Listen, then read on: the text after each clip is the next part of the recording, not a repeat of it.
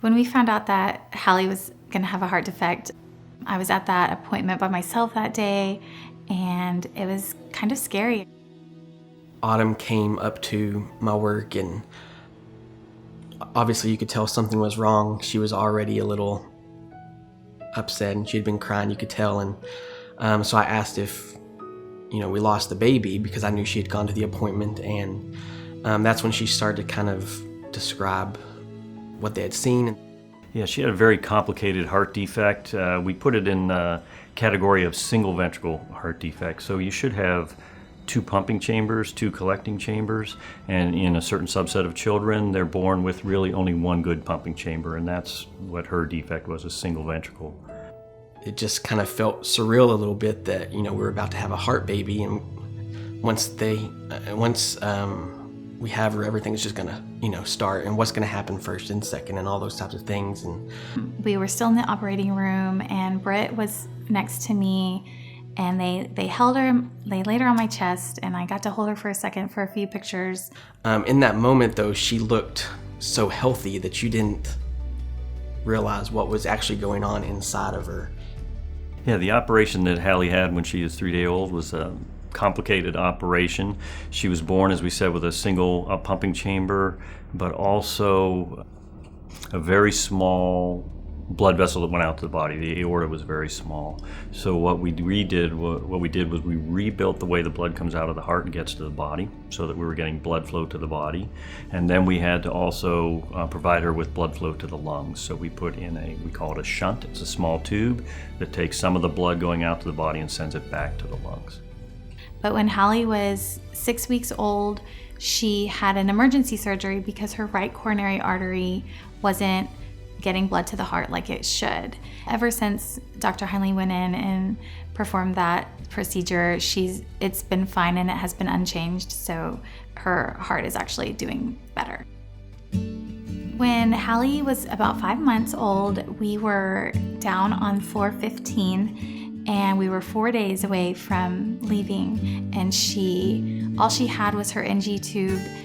She didn't have any wires connected to her at all, like none of the leads. I mean, it was great. It was like having a brand new baby. But that day, that specific Saturday, I just noticed she was very fussy. Her heart rate was a lot higher than normal, and her breathing was really fast.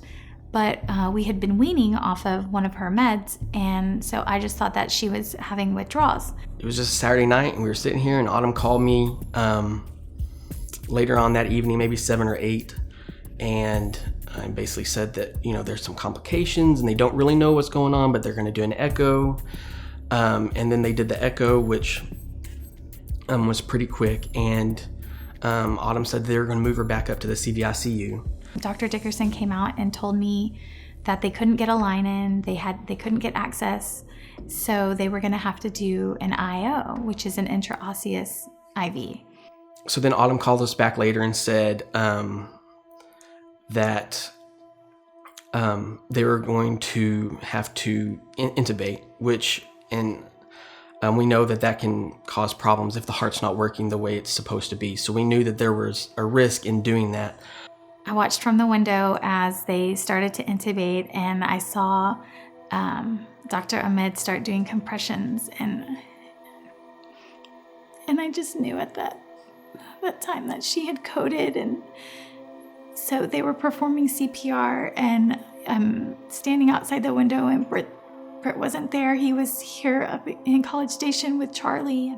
And then I'm on my way to Houston, and Autumn calls me, and she's, she's just trying to let me know what's going on.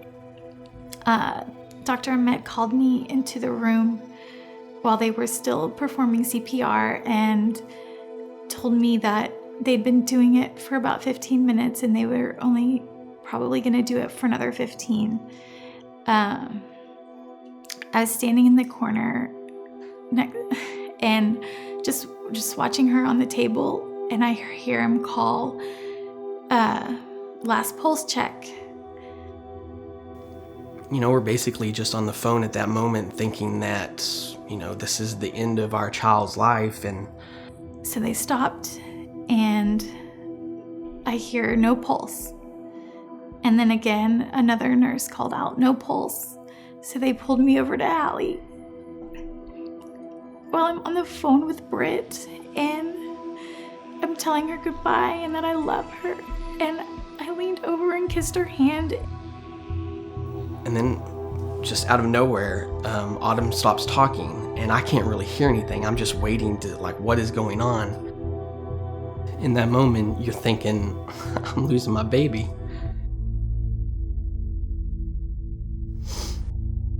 But we didn't. Next thing I hear is get a line in, and I stepped back to get out of the way, and she made it.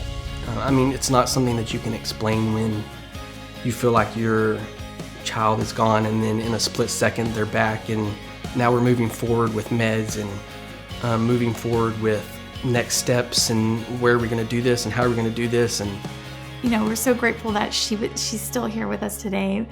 But the IV that they had placed had leaked out into her blood vessels, which caused them to constrict and kept her leg from having any blood flow for those 27 minutes that she had coded. And her leg never regained blood flow, and they ended up having to amputate through the knee. You can't necessarily see that a child has had heart surgery because the scar is hidden. But with Halle, she doesn't have a leg, so that's one thing that they do notice and see with her, and it's a conversation starter. And so we are able to share her story and spread awareness for it. One of the things that really got Halle to be where she is today was CPR. She was basically given CPR for 27 minutes while she coded. And that's something that the American Heart Association, we have them to thank for.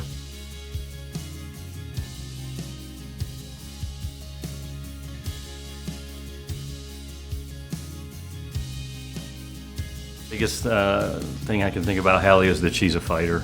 She had a long hospital course.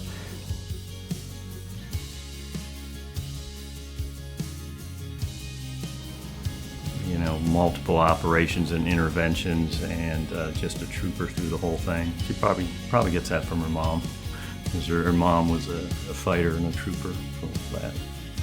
I want other parents and families to know that congenital heart defects are more common than you may think. It affects 1 in 100 babies, and I just want them to have awareness and know that it could be any child.